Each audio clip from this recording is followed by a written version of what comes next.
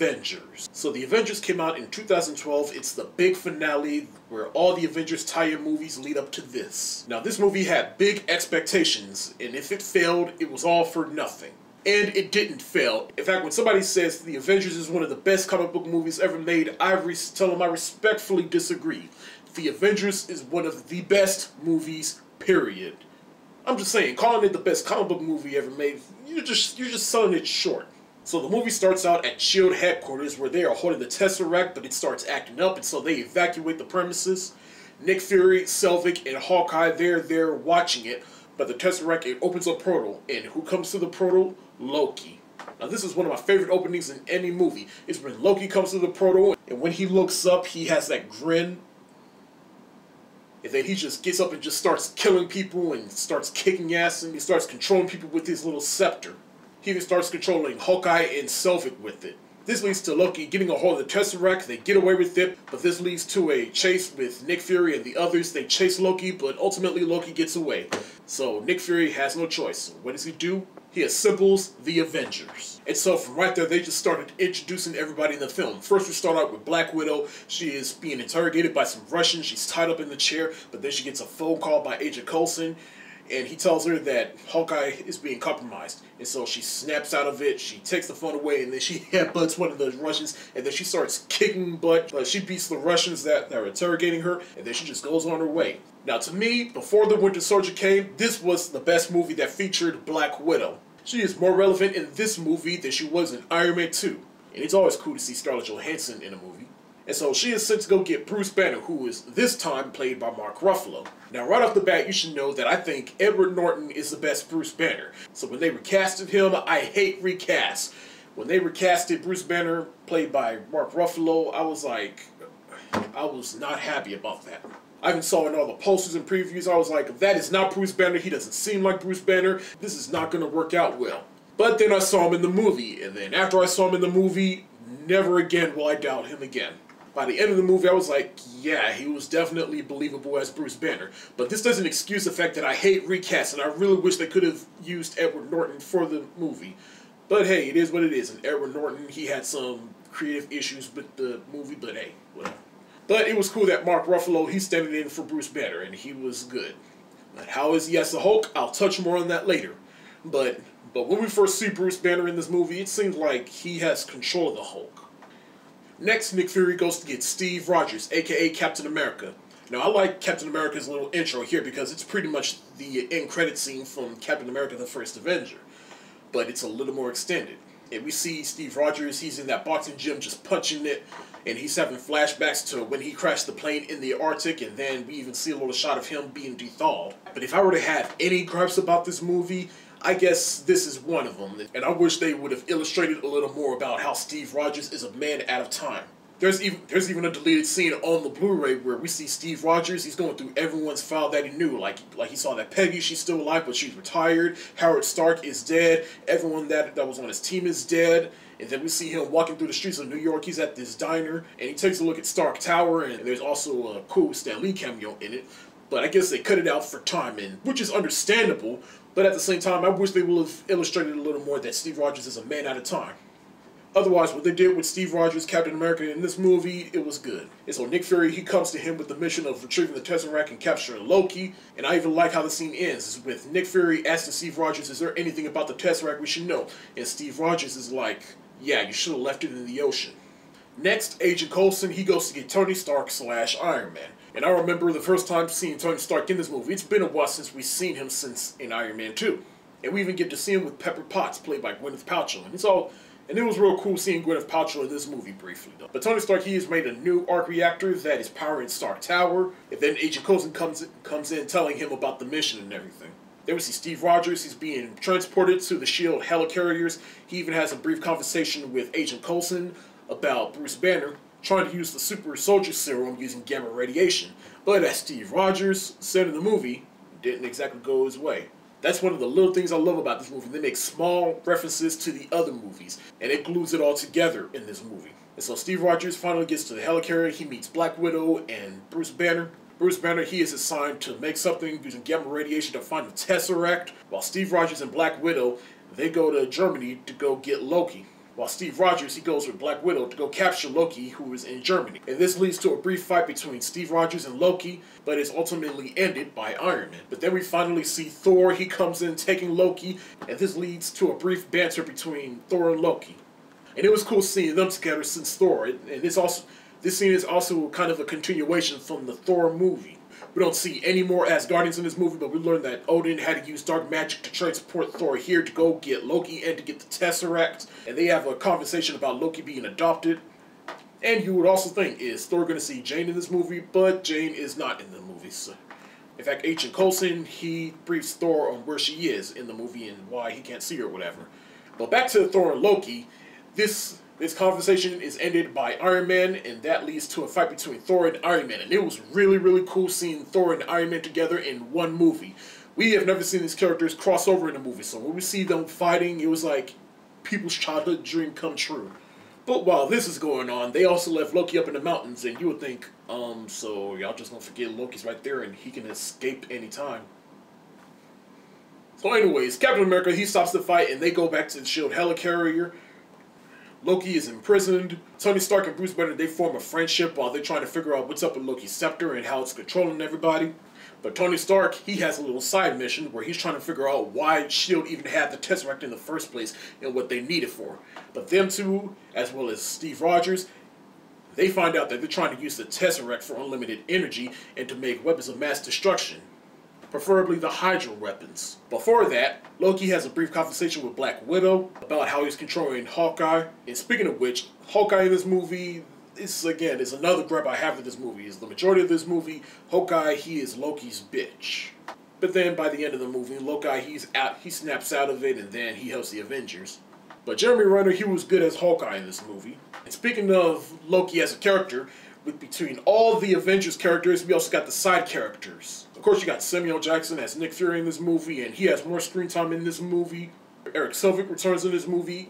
He as well is under Loki's control. In fact, he's more so Loki's bitch under his control than Hawkeye was. I'll say that.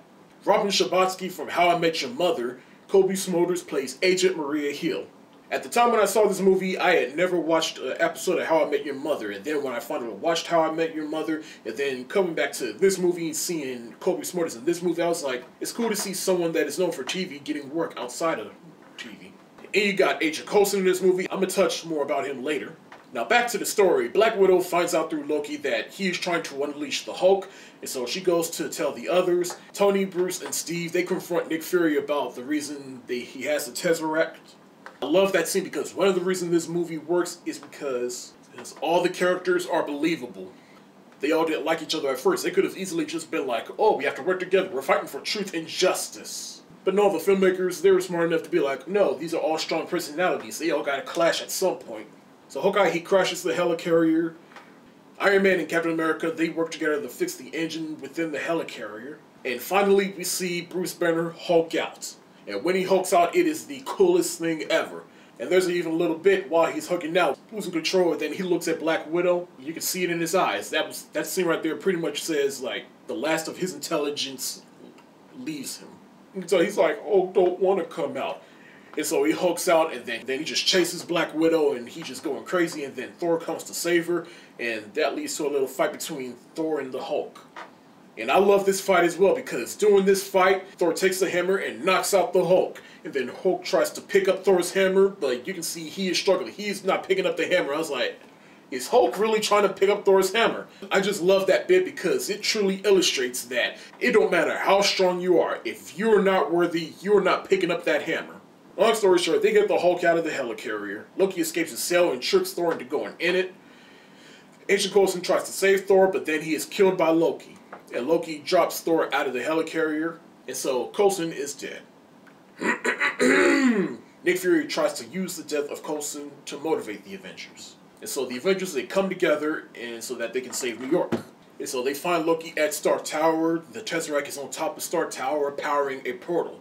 They find out that Loki, he is using the Tesseract to open a portal that leads to the Chitauri, and the Chitauri comes down and invade New York. And so all the Avengers, they come together to fight them. But Bruce Banner, he is reunited with them. One of those little big alien bugs is coming at them, and then so Bruce walks over to him. Captain America, he tells him, right now would be a good time for you to get angry. And then Bruce Banner, he turns around and says, "That's my secret, Cap. I'm always angry." And then he turns around and he just hulks out and then he crushes the bug. Everyone in the theater lost their shit when that scene happened. And then we finally get that 360 shot of all the Avengers together. And so they start working as a team. And it was just cool seeing them work together. Captain America, he was just like, "Alright, Iron Man, you go do this. Hawkeye, you go do that. Thor, you go do this. Black Widow, you're with me." And then he goes to the Hulk. And Hulk, smash. And then the Hulk smiles and then he just goes around crushing the Chitauri or whatever. Hawkeye's just going around shooting with his arrow and without even looking. But the biggest scene stealer in this entire climax is when the Hulk goes to Loki. Loki is like, "I am a god, you dog creature, and I will not be bullied by..." And then the Hulk grabs him, then he just goes around throwing him and smashing him everywhere. Like, if there was ever a reason for someone to erase my memory of ever seeing this movie, I would, just so I can relive that scene again. I remember when I saw this movie in theaters, that scene happened and everyone was bugging out and busting out laughing, balling up on the floor. I absolutely love that scene. That was it for me. This whole scene right here, this is one of my favorite climaxes in any movie. Doing this, they learned that a nuke missile is being sent to New York to destroy the Chitauri. So Iron Man, he grabs the missile, he takes the missile up through that portal, he launches the missile up to the Chitauri ship, and it gets destroyed. And then all the Chitauri that are down on Earth in New York, they all just fall, dying Phantom Menace style. Tony Stark falls to the portal, he's not stopping, but then the Hulk saves him. And then they all get together and they take Loki, and that's pretty much the end of that climax. The Avengers are now looked at as heroes. Thor takes Loki and the Tesseract back to Asgard, and then all the rest of the Avengers, they all go their separate ways. And that's pretty much happily ever after. But however, we can't leave these movies without the end credit scene. And not only we get one end credit scene, we get two end credit scenes. And we didn't even know it. The first one we get a glimpse of the guy that was running all of Loki's plans. And we see him, and everyone, including myself, pretended like we knew who that was. We didn't know who that was, but we found out that it's Thanos. And that let us know that Thanos, he's going to be coming in future movies. And then the second one, I left the theater. I didn't even know that they had a second end credit scene. But at the end of the climax of the movie, Tony Stark, he's like, "We should all go get some shawarma." And so as the credits end, we get a shot of all the Avengers in this shawarma place. They're all just standing there, tired, exhausted, eating shawarma, just standing there contemplating. Everyone in the world didn't know what shawarma was, but thanks to this movie, now we do. But even me, I still haven't had any shawarma left. I live in Water of Melody. If you know what shawarma place nearby, please let me know. In conclusion, The Avengers is one of the best movies ever made in recent history. The build-up was great, the action was great, the climax was great, the characters were great, the villain was great. And that credit goes to the director, Joss Whedon, because he is good at taking a bunch of characters and making them all relevant in one movie. And it's not every day a 4-year plan works out for us, the viewers, and the studio. And I'm happy that this movie made $1 billion because it deserves it. And it comes to show that if you take half a decade to make your movie come to fruition, you take your time, you make it well, you do it right, it'll pay off for absolutely everybody. The fans will love it, and you, the studio, will get your money. A lot of times the studio's mindset is, let's just crank out a movie. It doesn't matter if it's good or not. As long as we make a few $million bucks, that's all that matters. But no, The Avengers showed that it can be more than that. And the success of this movie led to more studios trying to start their own cinematic universe. Like hell, Warner Brothers, DC Comics, they're just sitting there left trying to play catch up with their cinematic universe. Fox is trying to start a cinematic universe with the 2 Marvel properties that they got. But this did tell Fox to get their shit together and make another one of the best comic book movies ever made. So hey, the world balances out for that. Sony, they try to make a cinematic universe out of Spider-Man using the Sinister Six. But after The Amazing Spider-Man 2, our chances of that are slim to none. And this got Sony to make a deal with Marvel to bring Spider-Man into the Marvel Cinematic Universe. So again, the world balances out for that, and we finally get to see Spider-Man in future Marvel movies. I absolutely love this movie. I cannot stress how much I love this movie financially and as a movie. The Avengers is an A++. Do you think The Avengers Age of Ultron is going to make the same amount of money the Avengers did, if not more? Let me know in the comment section below. That's it for the day. You like what you see, subscribe to this channel, subscribe to my other channel. The links are in the description below. And be sure to check out my Facebook, Twitter, Tumblr, and Instagram. Peace.